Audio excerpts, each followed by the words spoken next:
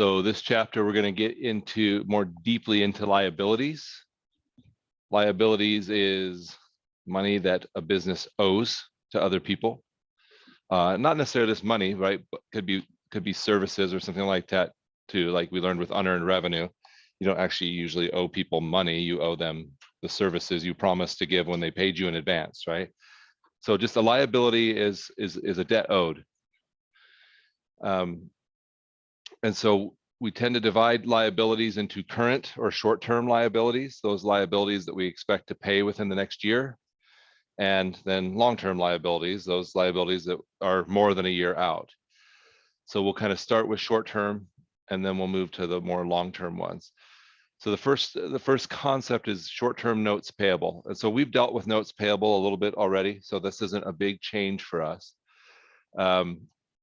Sometimes when we do a note payable, we do them for cash, meaning we borrow cash from somebody. The person who borrows the money is called the issuer of the note, okay, which seems a little confusing because sometimes it seems like the person lending the money might be called that, but it's the borrower. They're issuing a note in exchange for either cash or goods or services or something. So here's an example. Nature's Sunshine Company issues a 90-day 12% note for $1,000 dated August 1st to Murray Company for a $1,000 overdue account. So when they do that, so they already owe Murray, this happens pretty regularly. They owe Murray money from an accounts payable, and then they get to when that account payable is due, and they go and say, hey guys, we can't afford to pay you, but we can pay you in 90 days, and we're willing to pay interest to make it right with you, in essence, right? So what they'll do is you'll just debit accounts payable. Remember, liabilities, normal balances on the credit side. So what they're doing is they're getting rid of or reducing their account payable and crediting notes payable. So they're replacing the informal relationship, the account payable, with a more formal one that draws up a 90-day payment term and that they're going to pay 12% interest. Remember that 12% interest is not, they're not paying 12% over those 90 days. That's an annualized rate. So if it was going to be a whole year, they'd be paying 12% over the year, okay? So when we go to calculate things like interest, we have to recognize 90 days is only 3 months. So they're going to be paying 3/12 of that 12% interest, right? So to find out the amount of interest, it would be the principal, $1,000, times the rate, 0.12, times the time, 3/12. And that would give us the amount of interest they would actually pay on that note.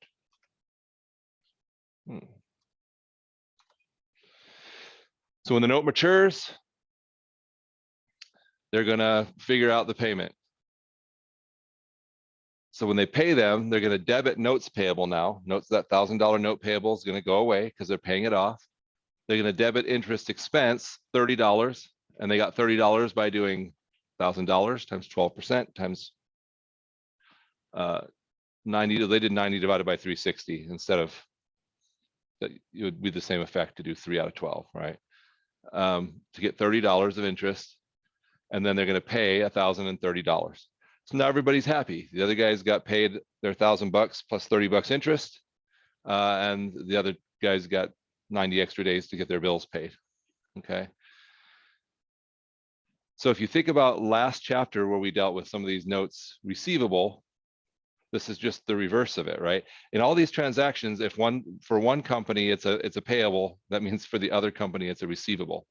There's always parties on either side of a receivable or a payable.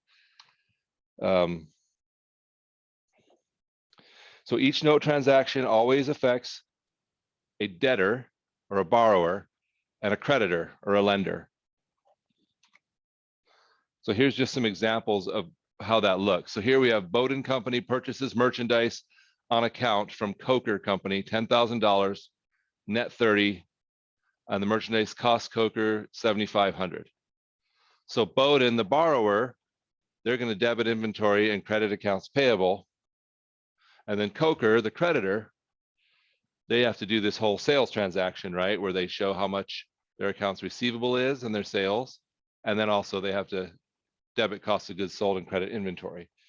So the point of this slide is just to show you that there's always two sides to all these transactions, okay? Here, Bowdoin issues a 60-day 12% note for the $10,000. So now they debit accounts payable and credit notes payable. They're paying off their account payable with a note, a promise to pay. And on their side, they're going to debit notes receivable and credit accounts receivable. They're saying, okay, this informal arrangement didn't work out, so now we're going to have a more formal note.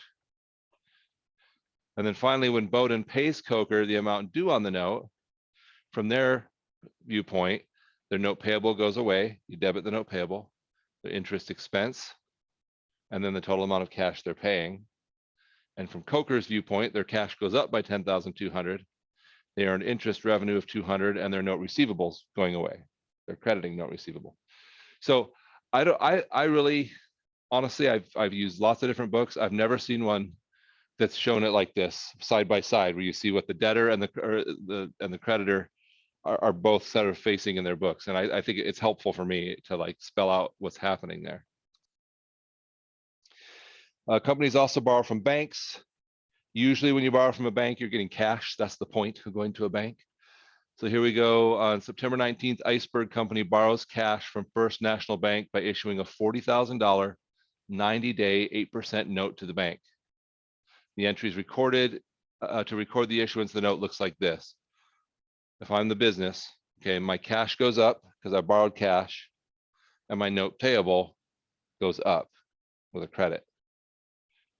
So that's the initial transaction to actually borrow the money. I think most of this is review. We've done things like this, so it's not, a big difference. On the due date of the note, Iceberg Company owes First National Bank $4,000 plus interest. To figure out the interest, we would do the principal, $4,000 times the rate, 8%, times the time, 90 out of 360, or 90 divided by 360. So that's going to be 80 bucks. So again, we debit notes payable, the note's gone. We debit interest expense, that was the cost we had to pay to borrow the money. And then we credit cash. If you think about it, all lending and borrowing is allowing people to use your money for a fee if you're the lender, right? And if you're the borrower, it's getting the money you need to do something now and being willing to pay a fee for it so that you don't have to wait until you can save it up yourself, right? If you buy a car, most of us don't have $20,000 in cash. So instead, what we do is we find someone who says, I'll let you use my $20,000 if you'll pay me 5.5% over the next 4 years. That's 5.5% per year. Remember, interest rates are always annualized. That's all that's happening in these transactions. This is how banks make a living. Has anybody ever had like a savings account at a bank? Yes. How much interest do they pay you? Yeah, I think it's about 0.1% on my savings account right now, like 1/10 of 1%. Maybe a certificate of deposit. You know what that is? It's where you tell the bank, I'll leave this money here for a set amount of time, a year or whatever. Sometimes you can get a CD, a certificate of deposit, that's paying like 1%, although not right now. Nice, right? And I got a couple like that. Has anybody ever borrowed money, like to buy a car? Anybody? How much do you pay interest on a car right now? 2.4, which is amazingly low compared to what it is at times. On a home, it's about that, 2 to 3, depending on your credit, and then it could be higher if you have credit challenges. Or how about a credit card? Anybody know what interest rate you pay on a credit card? Yeah, it again varies. If you're old and you have a long credit history, maybe 12.99. If you're young and have none, 27, right? And so think about what banks do. They lend money at 3% for a car, or at 2.5% for a home, or at 20% for a credit card. They lend that out to people. So that's what they're charging people. But then they pay people 1% or 0.1% to get that money. So they pay you to use your money at one rate and then lend it out at a higher rate. That gap on average, because they're doing all of those things, credit cards, home loans, that gap is something like 6 to 7% on average. But like a bank the size of like Bank of America or Chase Bank, Bank of America has $1 trillion in assets under management, $1 trillion.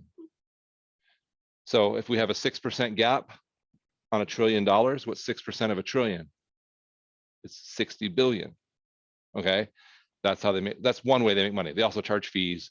They also have other things, but just that interest rate gap is how their business works, generally speaking. They also take a lot of that borrowed money and invest it in other investments that do better than that 6% gap, right? If they can invest it in the stock market, my stock market current has made almost 19% over the last year. So that would really help with the gap, right? And their professionals will do better than me. Anyway, I just want to give you a sense of like what all this means. This is a whole industry, right? People borrowing, lending money. And it's not always a bad thing. I mean, it lets you have the things you need, like a home, even if you don't have the money. I don't know. Most of you think you can come up with 250 or 300 grand right now to buy a house? No. I paid 88,000 for my house, and now I think I could sell it for 2 something, right? The market's just crazy. All right. Sometimes they do what's called a discounted note. A discounted note's a little different because what they do is instead of charging interest like over the note, what they do is they reduce the amount of cash you get up front. So it's in essence, it's like you're paying the interest in your initial loan. Like you borrowed $20,000, but they only give you 19,500, and then you pay them back 20,000 at the end, and that 500 is the interest. Does that make sense? So that's called a discounted note. The interest rate on the note is called the discount rate. The interest is called the discount, and the debtor receives the face amount of the note less the discount, which they call the proceeds, and then the debtor must repay the face amount. Okay, that's just, you don't see it that often, but it's out there. So here's an example. August 10th, Carey Company issues a $20,000 90-day discounted note to Western National Bank. The discount rate is 9%. We use the same process to calculate the interest or the discount. Okay, so the face or principal value times the rate times the time gives us $50. 20,000 times 9% times 90 out of over 360. So what they do,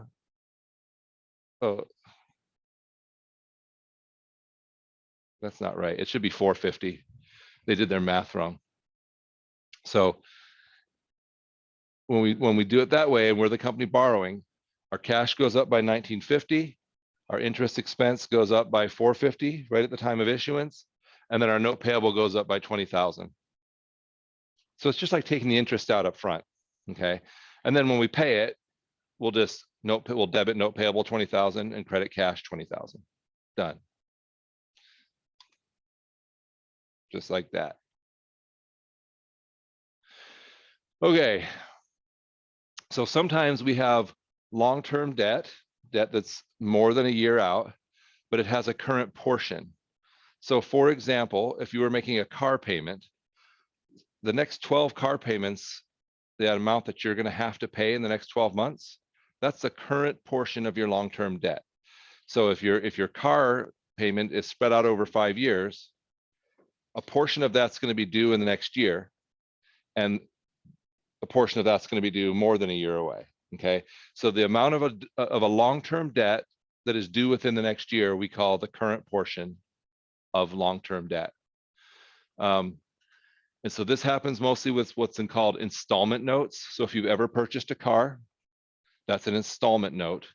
The feature of an installment note is that it has the same payments usually every single month, or sometimes it's every year. It depends on how the note's written up. And just a portion of that payment is principal, paying down the face amount that you borrowed, and a portion of that payment is interest, paying interest. And what happens is the more principal you pay off, the less interest is accruing in the next period. So over time, up front, you're paying more interest than you are principal. And then over time, as you pay down the principal, you're paying more and more of that same payment each year goes to the principal and less to interest. Home loans are also done as installment loans almost always, okay? So just be aware that's a thing, okay? So now we're going to talk about payroll liabilities. This can be a little confusing. There's a lot going on in payroll, okay? We know that payroll means when we pay our employees. And how many of you have had at least one job where you actually like got a paycheck from an employer? Everybody, or some of you haven't had one yet? Like just worked for a family or, something like that. So more than half. Okay. Anybody on the first time you got your paycheck and you've calculated in your head your hourly pay rate times the number of hours you worked, and you were all excited about your first paycheck, and then you got it and you were like, what the, like, that's nowhere near the amount I earned, right? Like like everybody, that's like a welcome to adulthood moment for most of us when you like, it's usually around 16 or 17, you're so excited. And then they took like $120 out of it for all these taxes and stuff. Why do I have to pay taxes? I'm a kid, like that. So it makes sense in the sense that as you earn money and there's payroll taxes and things on it that would be withheld from your paycheck, but it creates a bit of work for an accountant to have to do that, right? How do we keep track of all those different things? So this is the process by which we handle that. Yeah, okay. So here's an example. John T. McGrath is a salesperson employed by McDermott Supply Company. His regular rate is $34 an hour, not bad. And any hours worked in excess of 40 hours are paid at time and a half, or 1.5 times the regular rate. McGrath worked 42 hours for the week. So his earnings would be computed this way, right? His earnings at the regular rate, 40 hours times 34. Earnings at overtime rate, 2 hours times 34 times 1.5 or 1.5. That's his total earnings for the week. Piece of cake so far. Employers have to worry about making deductions from employee earnings. So that means money that they have to pull out of your check, and then typically they don't get to keep it. They have to pay it to some other entity. Usually in the case of federal income taxes, they have to pay it to the federal government. In the case of state income taxes, they have to pay it to the State Department of Revenue. Local income taxes, luckily we don't have those in Arizona. Some municipalities, back east especially, you have to pay city income taxes too. Yeah, it just doesn't seem right, does it? But they have that in places, okay? Things like medical insurance, pension contributions, and sometimes even like a lot of employers will have like, you can give to the United Way, or like, give to some sort of charitable contribution. That all those things could be pulled out of your paycheck. So the term we use, the total earnings, the amount you calculated in your head when you were 16 by multiplying your hourly rate times the number of hours, that's called your gross pay, okay? And then after they subtract out all these deductions, what you're left with is your net pay, okay? So here's John T. McGrath. He's authorized weekly deductions of $20 for retirement savings, $5 for a United Fund contribution. That's probably like a charitable contribution. There's $257.95 of federal income tax. So here's how we calculate his net pay. We take the gross earnings, Social Security tax, which again, when we do it in a problem, they'll give us a rate, okay? Medicare tax, federal income tax, retirement savings, United Fund, that's his total deductions. He thought in his brain, he was so excited, he was going to get $1,462. He actually got $1,069, which is $400, right? That's rough. Think of all the stuff you could buy with an extra $400. Yeah, taxes. All right. So just so you know, I'm not anti-tax. I'm not. I like having decent roads to drive on. I like having, I mean, as much as I don't like the government, I like knowing my food supply is safe. When I buy drugs from the pharmacy, that they'll actually do what they're supposed to and not kill me. And that all requires some oversight, right? And that oversight requires money. So I'm not anti-government, but I also don't like paying taxes. So that's what it is to be an American. Move to Europe where your tax rate is significantly higher, okay? All right. In addition to what the employer withholds from the employee, so there's two things going on, okay? Employee withholding, we're pulling money out of their paycheck that they've earned, so they're paying it. The employer is also subject to additional taxes. So one's called FICA, which is Social Security and Medicare, okay? So you saw on that previous one, the employee had to pay Social Security and Medicare. The employer has to match it, okay? So when you pay when you see that on your paycheck, Social Security and Medicare, know that your employer is paying an equal amount to the federal government. So when you're self-employed, guess what? You pay both sides of it. You're paying the employer side and the employee side when you pay yourself.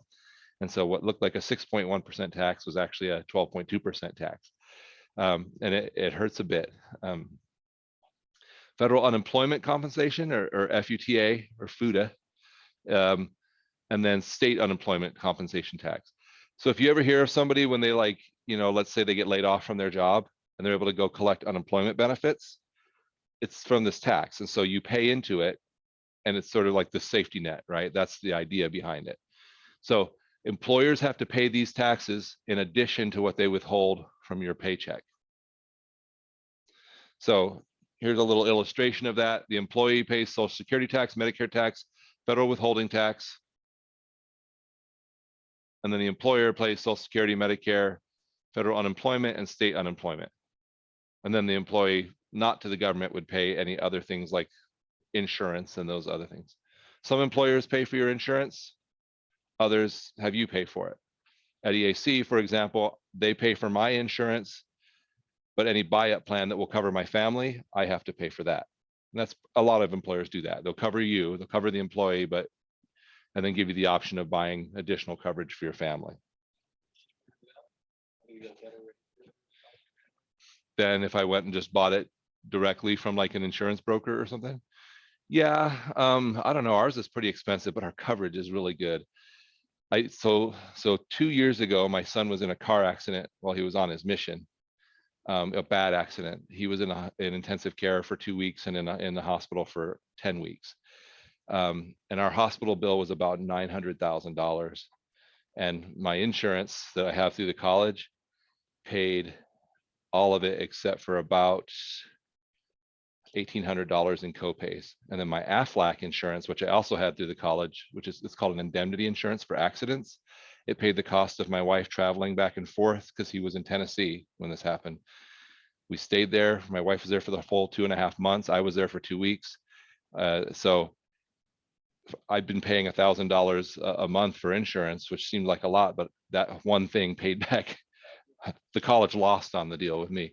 But I mean, I would have preferred to not ever have gotten that money back, right? The cost to my son was pretty. He lost his kidney, he lost his spleen, his back was broken, his skull was fractured, his leg was broken, 4 ribs broken, both lungs collapsed, lost about 1 foot of his lower intestine.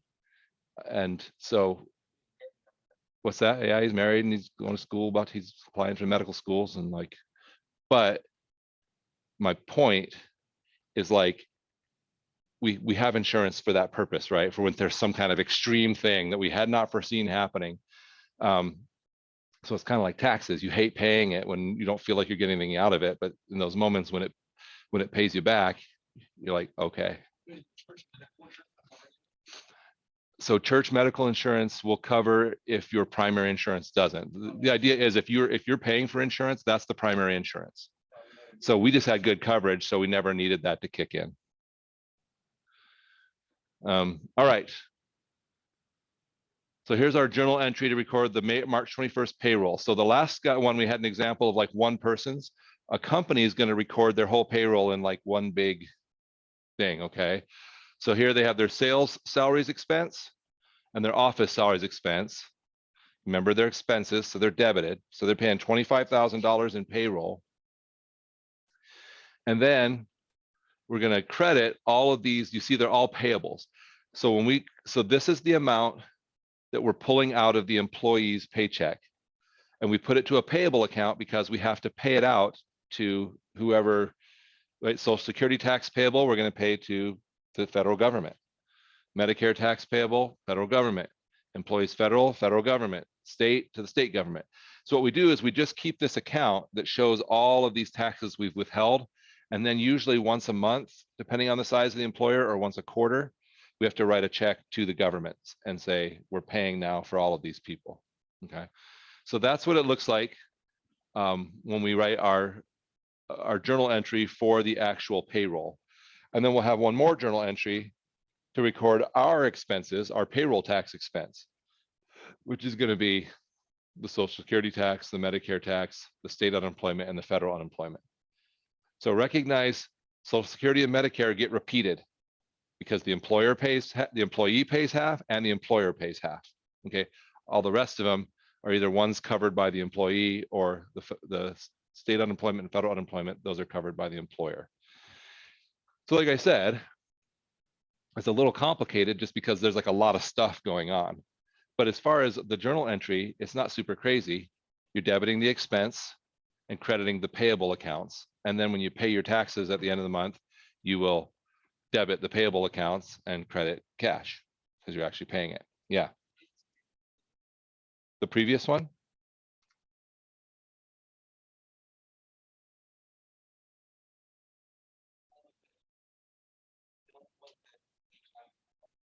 Uh-huh. Social Security and Medicare. Those two. And for simplicity, they're just telling us like 6%. In real life, it's like 6.1. It's so we'll see what they tell us in the problems in the book, but they'll tell you how much it is. They better. Cengage. All right.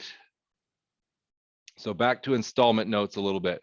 So now we're moving into long-term debt. So we started with current debt, then payroll debt. Now we're looking at long-term debt and installment notes. So like I said, an installment note is just a debt that requires the borrower to make these equal periodic payments, usually monthly. Okay, in the modern world, almost all installment notes are monthly pay. There's occasionally an annual. Those are usually business relationships, like you borrow money on a note for your business and then you just make arrangements to pay once a year. But typically they're monthly. That's because the data has shown that people are much less likely to default on a monthly pay note than they are on an annual pay note, right? Just if you had this big thing that came up every year, the chances of you not having the money set aside for it are higher than if you had to make a monthly payment. All right. So each note payment is going to have a portion of the amount initially borrowed. We call that the principal, and a payment of interest. And at the end of the note's term, the principal will have been repaid in full.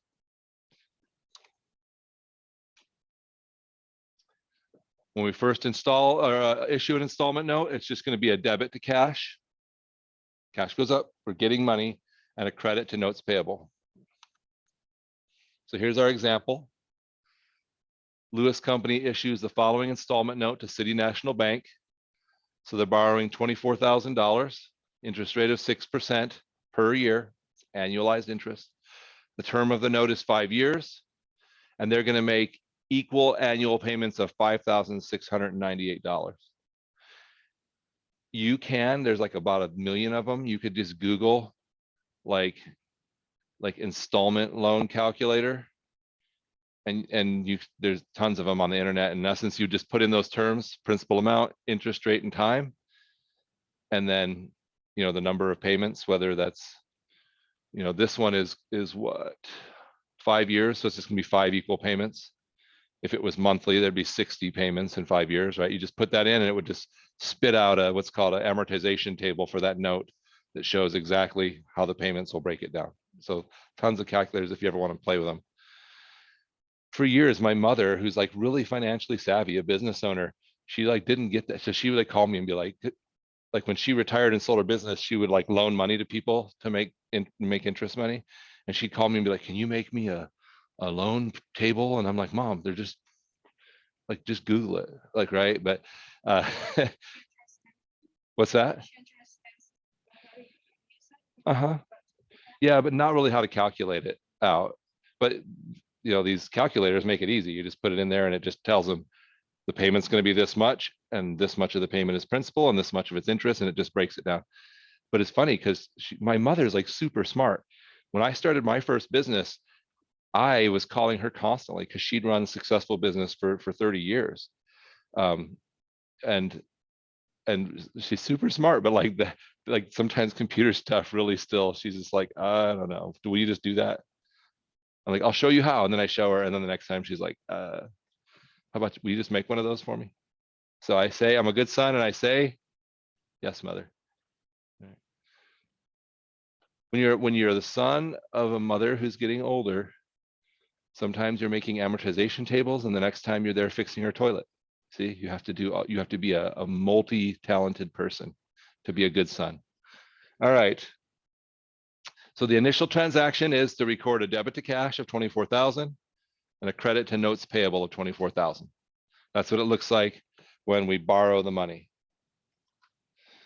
So this is an example of a loan table. So it's going to show you the carrying amount. That's, if you think about it, that's kind of like our book value with assets. It's the amount borrowed minus any principal that's been paid off. So the first year, there'll be a principal payment. There'll be interest, 6% times the carrying amount. So yeah, that's the amount of the payment. And so this tells you this is the amount of the decrease in notes payable, and then the carrying amount at the end of the year. So it breaks that down. So they're paying the same payment every year. In this first year, it's going to be $1,440 in interest, and $4,258 will go toward the principal. In the second year, there's going to be less interest because there's less principal. So the same amount of payment in the second year, $4,513 will go to the principal, and $1,185 will be her interest payment. That'll give us the carrying value going into the third year, etc. Okay, so that's how these tables work. Very similar. Okay, really, if you think about it, last chapter we were talking about the receivable side. We were the one who lent the money. This chapter we're talking about the payable side. We're the borrower of the money. And so now that interest, rather than being a revenue to us, is an expense. Or in the case of last chapter, a lot of times we were talking about assets, right? And we were depreciating off the value of the asset. But if you think about it, a note is also an asset to the person who holds the note, and it's a liability to the person paying it.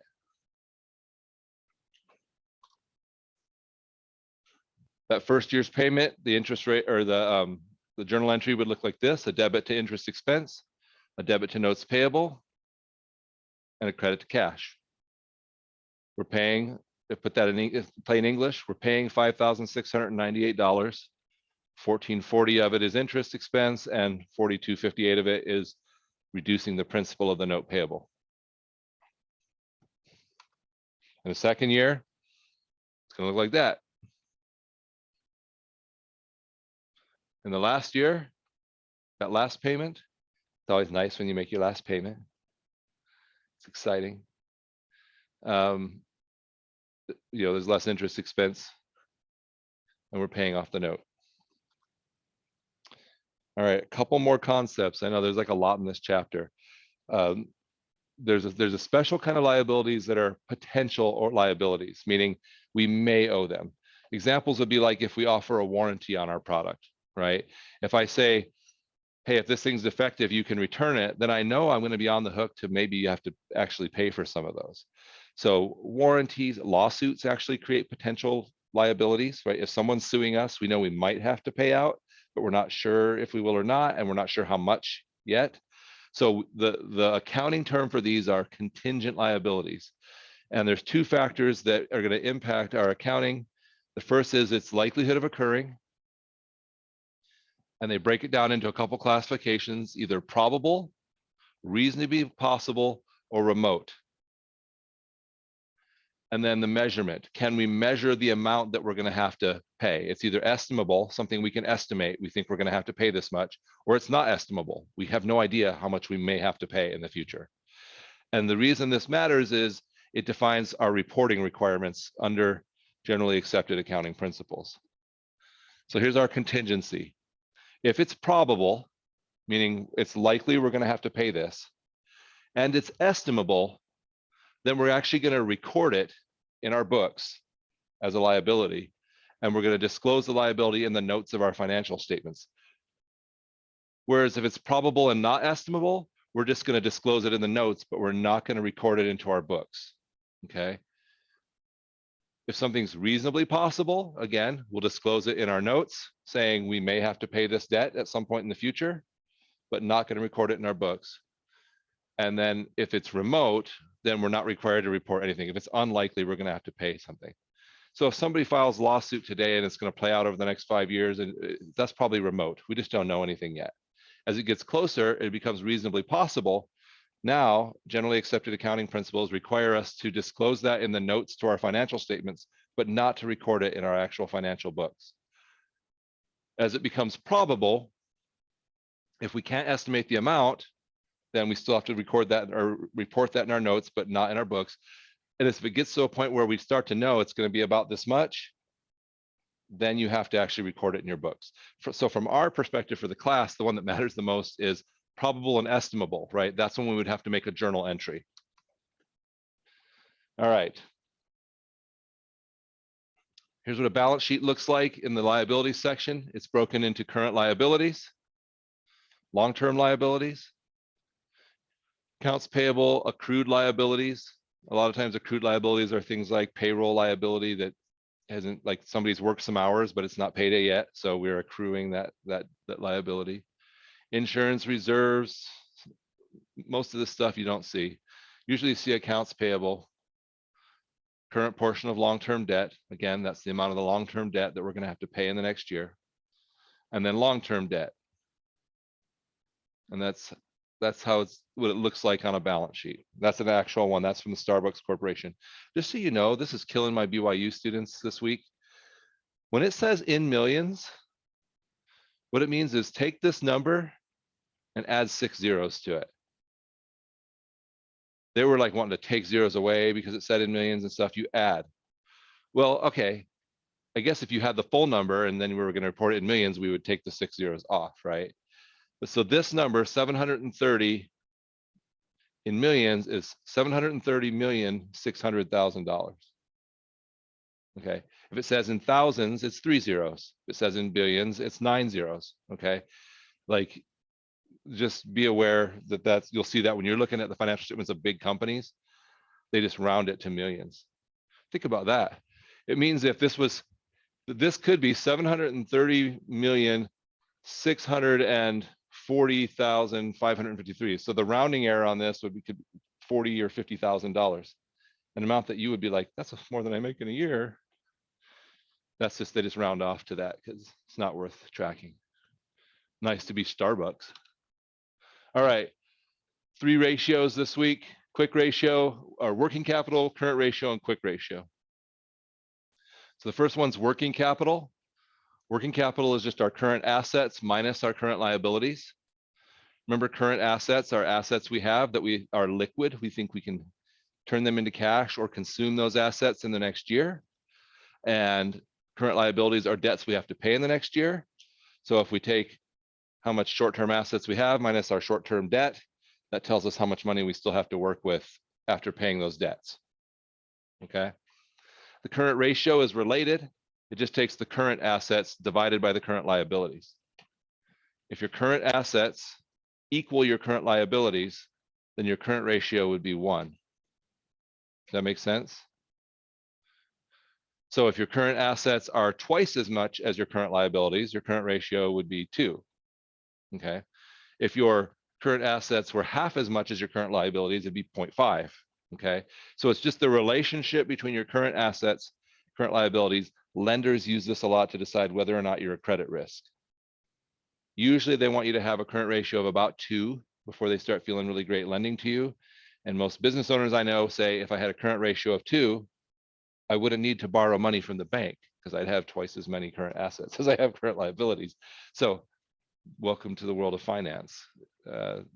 Banks don't want to lend to you unless you're a low risk, and you like, I wouldn't need to borrow if I was a low risk. Anyway, so higher is typically considered better for current ratio, right? It means you have more assets relative to your more short-term or current assets relative to your short-term or current liabilities. And then the third one is related. It's called the quick ratio. So the quick ratio, part of the problem with the current ratio is not all current assets are made the same. Some current assets, like cash, really do tell about your ability to operate a business. But other current assets, things like prepaid insurance, that's a current asset. but you can't really spend it. It's already prepaid insurance. It's just going to give you insurance coverage for the next 6 months. And so the quick ratio attempts to sort of take out any of those current assets that are not actually convertible into cash and give you a better idea of because if you get below 1 on this, it means you don't have enough money to pay your debts coming up in the next year. And so you're only surviving by earning more in between now and then. And that's a dangerous place to be. It's kind of like when you don't have enough money to cover your, to cover your expenses or whatever. So quick assets are cash and other current assets that can easily be converted to cash, such as temporary investments and accounts receivable. And that's it. So that's chapter 10. You're going to love it. I could feel it in my bones. All right. Have a great day.